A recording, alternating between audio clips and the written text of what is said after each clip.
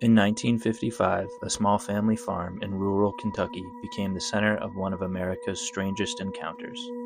11 terrified witnesses, hours of gunfire, and creatures that refused to die. They called them the Kentucky Goblins. It was August 21st, 1955, near Hopkinsville, Kentucky. The Sutton family and a friend, Billy Ray Taylor, were settling in when Billy Ray stepped outside to fetch water.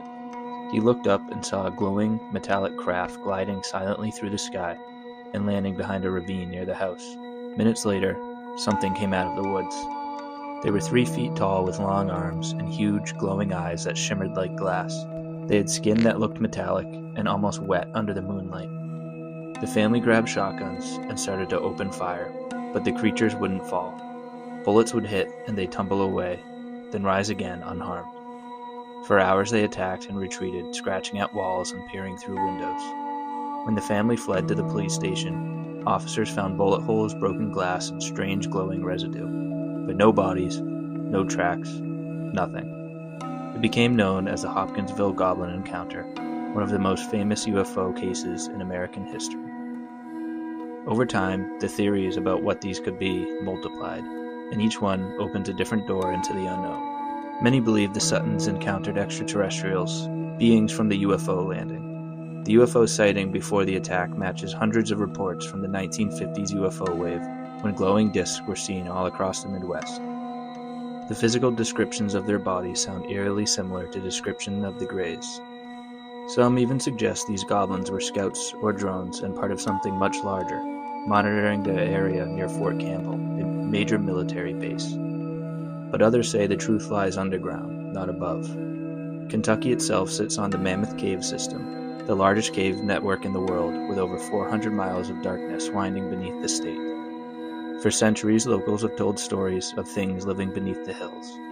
Stories of pale, light-sensitive beings that surface at night. Native folklore tells stories of the Moon-Eyed People, small, white-skinned nocturnal humanoids said to have lived in the Appalachian Mountains long before the Cherokee arrived. According to the legends, they were driven underground, where they've remained hidden for generations. Then there's interdimensional theories, that the goblins were never physical at all. Paranormal researcher John Keel called them ultra-terrestrials, entities that exist parallel to us, occasionally slipping through the cracks of worlds. Their glowing bodies, strange movement, and resistance to gunfire all match this idea, beings half in our world and half somewhere else. Decades later, reports of small, pale humanoids resurfaced near Hellier, Kentucky. Paranormal investigators Greg and Dana Newkirk followed the trail, receiving cryptic messages about goblins in the mines, strange lights in the caves, and underground tunnels connecting across the Appalachian region. Their research tied the goblins not just to UFOs, but to ancient folklore, occult symbolism, and a pattern of high strangeness stretching across time. It suggested these encounters weren't random, but connected through something far deeper beneath the surface. And of course, skeptics argue the simplest answer. Great horned owls. They have glowing eyes, fly silently, and have defensive behavior. The description fits. But can owls explain the glowing stains, the crafts in the sky, and all 11 witnesses describing the same thing? Today, no one's been able to fully debunk this case. Nearly 70 years later, the story still echoes through the hills of Kentucky. People still report lights in the woods, metallic hums from caves, and small figures watching from the trees.